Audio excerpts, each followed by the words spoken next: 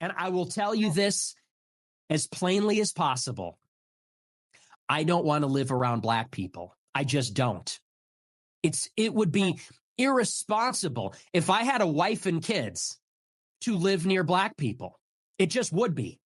What's going on YouTube? It's your boy Shaloy back again with another video. Yo, we got some tragic news down in Frisco, Texas. Two high schoolers get into it, and one of the students ends up dying from his wounds of the other student stabbing him. You got Austin Metcalf and Carmelo Anthony. Not Carmelo Anthony, the basketball player. No relation. This kid spells his with a K. Yeah, so they were down in Frisco, Texas. Apparently two of them got into it, and the black kid, which is Carmelo Anthony, stabbed the white kid. So everybody on Twitter and across the country is kind of making the rounds with this being a race thing, and should black kids be in the schools with white kids? A bunch of stuff, that type of rhetoric. But there is a question to be had. Are black kids out of control? Or at least, not all of them, but some of them are out of control for sure. But what is the solution to it? I'll go ahead and play the news report of it, and then I'll come back with Jason Whitlock. I think Jason Whitlock has an interesting perspective on it, and we'll go from there. Accused of stabbing another student athlete at a track meet told officers as he was being taken into custody that he did it in self-defense. Austin Metcalf was killed this week at that Frisco track meet. New documents detail what happened before and after 17-year-old Carmelo Anthony allegedly pulled a knife from his backpack and stabbed him. Fox 4's Alex Boyer joining us now live with the latest. Alex.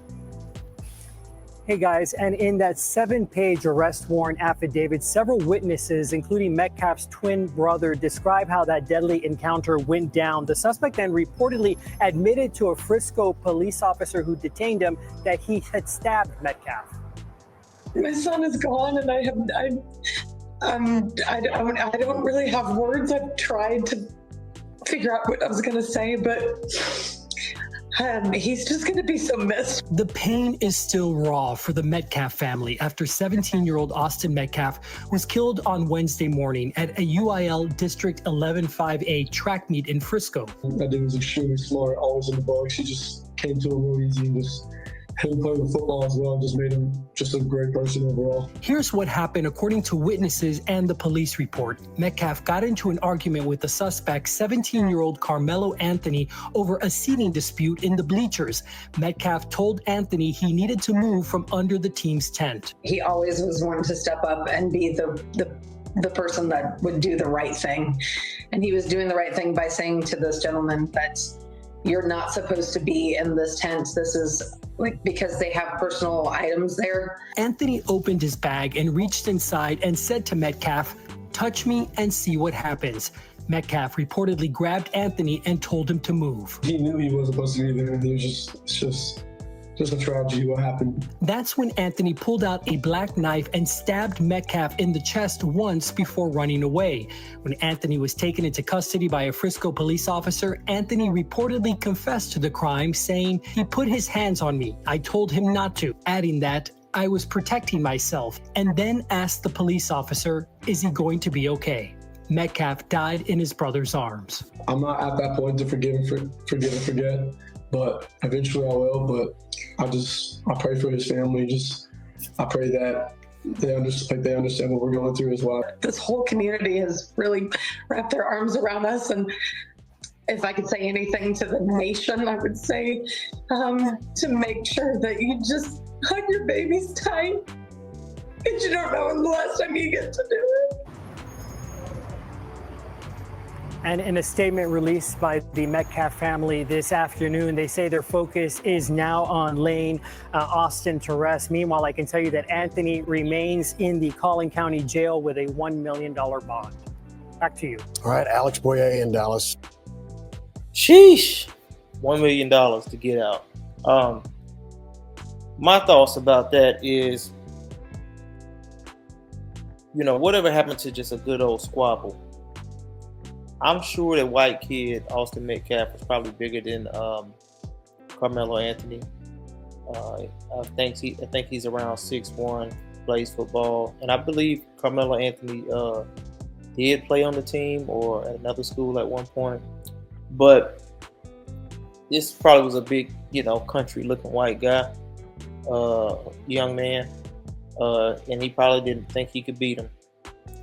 But it's silly to stab. When I was in high school, I was in this high school in the 2000s. I never, well, at least in my area, I'm from South Carolina. I never heard of somebody, at least guys, they didn't stab each other in school, and there was no black and white tensions. And I don't think this is a black and white issue. I know people are making it that. I just think you just got a young black dude who is more or less a Pookie, Ray. He probably listened to a lot of rap music that's crazy. And I know a lot of people are like, well, white kids listen to it. Yeah, but black folks, you can't come from bad situations like single parent households raised by a mother. You add in beats or drums, which is, I believe, a psychological thing that it drums up black folks differently than it does white people. Almost like the guitar drums up white folks. When you had rock and roll and white people was acting crazy in the 80s and all the devil worshiping, I think that's what it is to black folks. So you add probably a bad background, no man in the home, and you add music that is catered towards the destruction of young black men, and then you put him in environments where he's trying to be tough or feels like he needs to stand up for himself. This is what you get. He does not know how to control his emotions. But let's go on and switch it over to Jason Whitlock. I'll let Jason Whitlock have the floor with this, and I'll stop here and there with my commentary. Apologizing for being Christian. Quit apologizing for being white. Quit apologizing for standing for your values. Cut it all out. And I'm about to play you a clip from Nick Fuentes. What he's saying is not the answer. Don't give in to this. Don't give in to simplistic bigotry. You, white folks, and I get the feeling that like, hey, look, we're being targeted, we're being diminished, demonized, and destroyed. I get it. I understand that reaction. But you have to go to a deeper level of understanding. This is an attack on Christianity. This is an attack on Jesus Christ. This is an attack on a biblical worldview. They have defined Christianity as the white man's religion so that they can get black people to hate Christianity. I definitely agree with that. We attach anything good in today's society, especially in black communities, with being white. And if being white is good, black people are automatically going to be counterculture to that. It used to be, I remember going to school, if you made good grades, oh, you're trying to be white.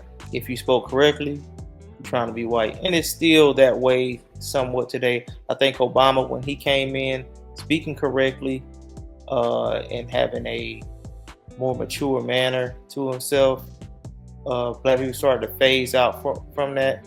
But it still was the narrative, well, he's a Democrat, so it's acceptable. And if you're Republican, it's not. But trust me, the attack is on Jesus Christ. The attack is on a biblical worldview. The attack is on the grace and mercy that we were provided, that we are obligated to provide. And so they have radicalized Black people. There's no question about it. And people out there, man, what do you mean? I would never do that. I've been a good husband and father, and I've raised my kids the right way. And, my kids wouldn't do that. Yes, they will. Any kid, if radicalized, if buying into a victim mentality, a mentality of entitlement, and mentality of don't you tolerate no disrespect, is capable of being triggered and turning violent. This is true. We here don't tolerate no disrespect from our mothers, the Black women in the community. This is not to just shit on Black women, but Black women are who's raising the children. Yes, there are Black men, there are Black fathers, for sure. But when you'll see the difference when the Black man is the head of the home and the woman is more quiet.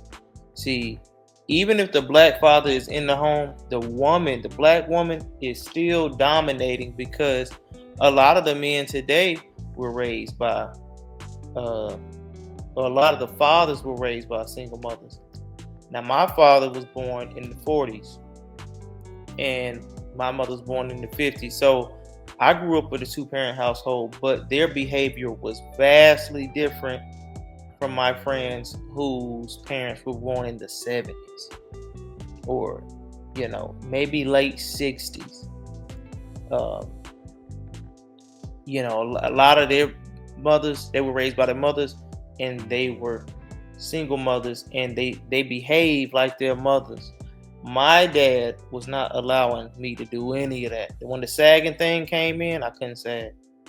When earring, I couldn't have an earring again, which is not necessarily a bad thing, but it's a part of the culture. So what you have is Black people or young Black men in this particular case, because we know the young Black girls, we got their own issues, but the young Black men are having this weak mindset that they're getting from their mothers. The only thing with men and women in the Black community is men are more violent because we have the testosterone. We're men, so on and so forth. We will kill. We will behave crazy. It's just, I believe it hasn't been cared for, by the mainstream society. It's until it hits white people. And now it's starting to hit. So I think that's why this is a big story. And so all of us that have affirmed, celebrated, embraced, promoted the whole hip-hop Black culture thing, we're all guilty. And that's whether you're Black or white. And that's why I'm saying, call it out. Stand your ground. The damn Super Bowl, 90% of the audience in the Super Bowl stadium is white folks. Probably 70% of the people watching on TV, white folks, and they're running out Kendrick Lamar to do the halftime show. Facts. That ain't about you. That's about the NFL and Roger Goodell promoting a demonic, nihilistic worldview. Object to it. And if someone wants to call you racist and you don't understand, tell them to kiss your grits. What you should not do is what Nick Fuentes did last night. And I'm going to criticize him, but I'm going to also explain him. I'm going to explain where he's coming from, because he's not alone in feeling this way. But Let's play the SOT number 4. Here's Nick Fuentes reacting to Austin Metcalf's murder. And I will tell you this as plainly as possible. I don't want to live around black people. I just don't. It would be irresponsible if I had a wife and kids to live near black people. It just would be. And that's not to say that every black person is violent. It's not to say that every black person is the same way. But we watch the news. We read the papers. When you drive downtown in Chicago, you know who you got to look out for and worry about when you're thinking about whether you're going to get carjacked, when you're worried about catching a stray bullet, when you're worried about who's going to pull up on the side of the road and literally shove a rifle in your face and steal your iPhone or shoot you point blank, execution style, in Lincoln Park. We know who's doing it. I don't want to live near them. I don't want to be near them. They make me nervous. Unfortunately, we just don't know. When you're on the subway, when you're driving in your car, when you're in the city streets, you don't know whether the black person in proximity to you is one of the good ones or one of the ones who is going to summon an unbelievable, I mean, literally, for people like us, an unthinkable level of spontaneous brutality, senseless and merciless violence in an instant. We don't know. There's ambiguity. You're sitting on a subway. You look across. You see someone acting strange or aggressive. Is this someone who is going to pull out a knife and in 2 seconds slit my throat and kill me? Or is this just someone who's having a bad day? We don't know. I'm not willing to risk my life to find out. It's not worth it to me. I'm not willing to put myself in a position to find out.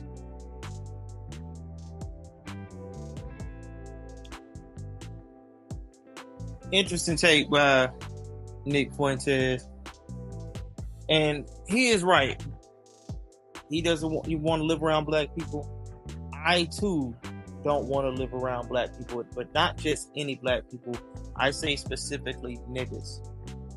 You know, you see the dudes with the little scully, the little mask on, you know, ever since COVID, they sagging, maybe got like a bubble jacket on, you know, they just be looking crazy, got their hair all twisted up and they be playing with it, rapping to themselves out loud. Those what people call YNs now.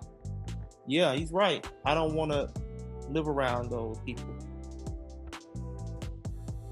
Black people, I will say in majority, you know, of course not committing crimes and not doing anything, but most black people are psychologically programmed to cheer on the bad culture. And that's not being talked about enough, I don't think, is separating black people and niggas.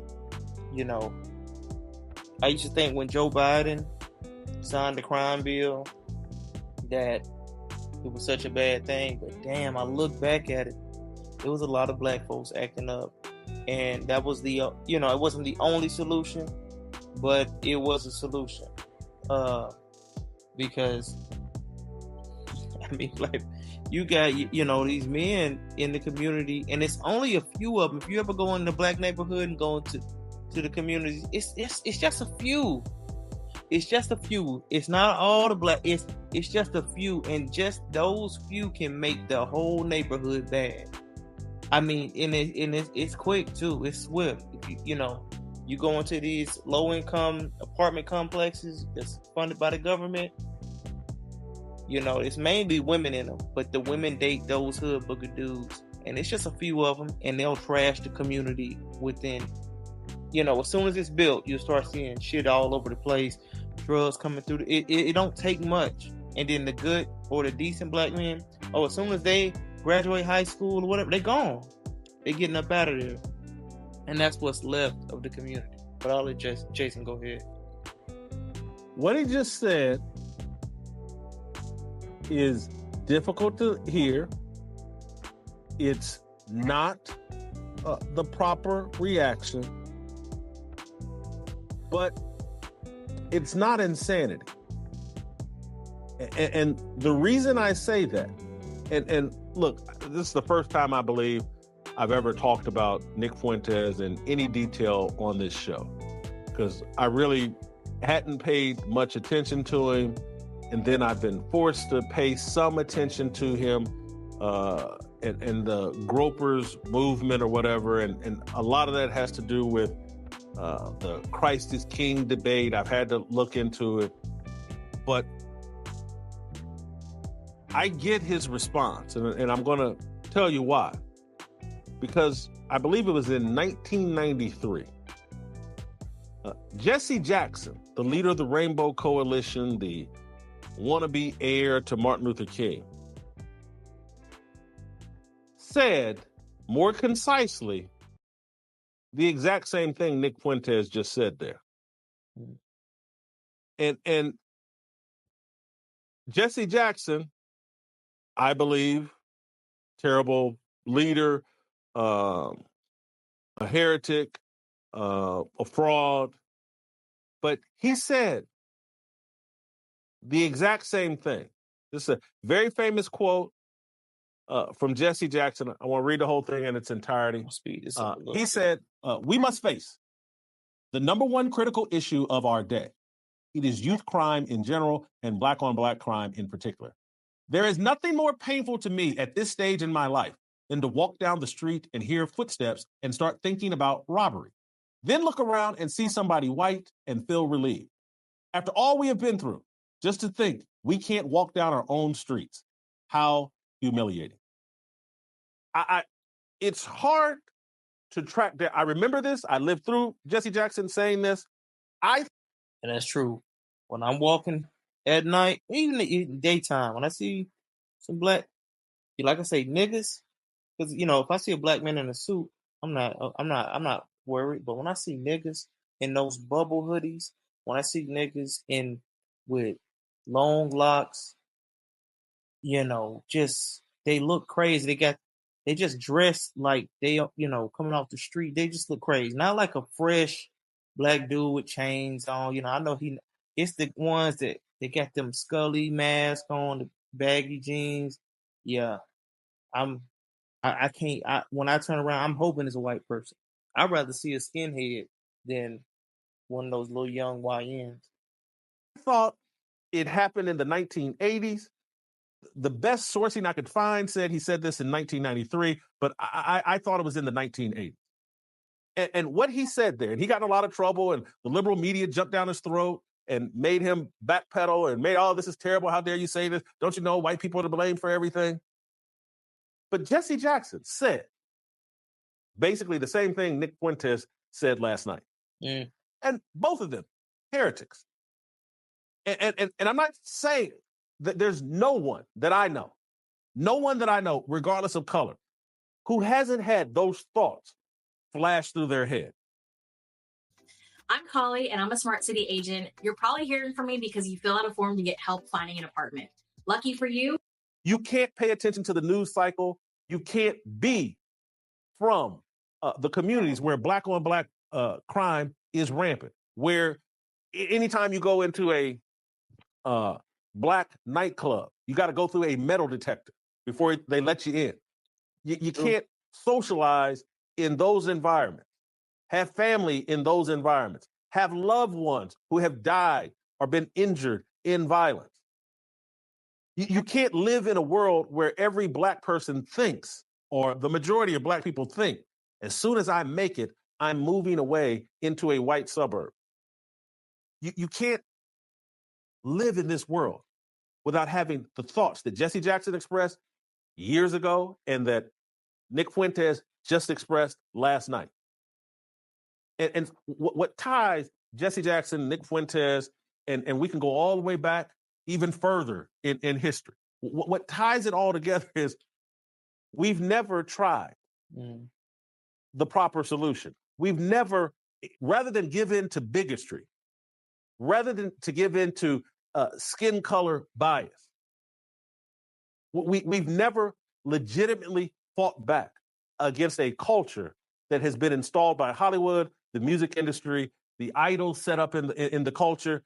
We've never said, hey, men, black, white, those of you that believe in Jesus Christ, let's come together under that umbrella.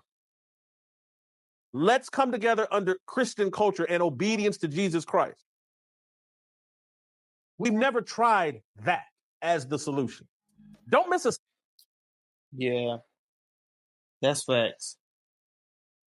You look back in the old times, old days, you see black folks, wearing their Sunday best, going to church. A lot of people will say, oh, the white man oppressed you and you need to be free from religion. But when black people were, closer to being real Christians back in the day, going to church, speaking a certain way, dressing a certain way, you didn't see all of this crime. You didn't see this behavior. You didn't see the music. The music is a reflection of the community. Black people were much better off. Society was much better off. And it's not just black people that have fallen. Of course, white people have fallen as well. White society is struggling. You got the LGBT movement, and white men are, golly, they are gay. And I mean, black people are in it too, but golly, you go to these major cities with them rainbow roads, Atlanta, Houston, and Dallas, all these places, it's just bad. But the violence that's being perpetuated in the communities through black people is swift. Yeah, but people may be gay, we don't agree with it, and we don't like the lifestyle. It is going to it's going to lead to destruction, but at least it's not a quick and swift one. When you're dealing with these young YNs, it's a quick and swift one. And yes, we know white people commit crimes. White people, I mean, we can say this genocide, this mass murdering is happening everywhere. You got white people doing different things like vaccines and, they, many will say, the governments going into different countries and destroying people, through CIA. We always attribute white people as the head of that. I agree, but we can separate the two because those things are government issues. This right here is domestic and amongst citizens. And it's time for, people to stand up and really have a, not conversation. It's time for action. It's time to slow up or stop, just stomp it out. Because you got people out there in California with the whole gang culture. And, I feel like that's done crept across the whole country. Everybody's not in the gang, but that gang mentality. You can't go to this street and you gotta, you step on my shoes, I gotta fight you. I'm from the South. People weren't like that before. And then you start seeing all of the gang movies in the 90s, 80s, and 90s. Like everybody started adopting that. But y'all let me know what y'all think in the comments below. I'm going to go ahead and end this before it gets even longer. Y'all like, comment, share, and subscribe, and I'll get back with y'all in another one. Peace.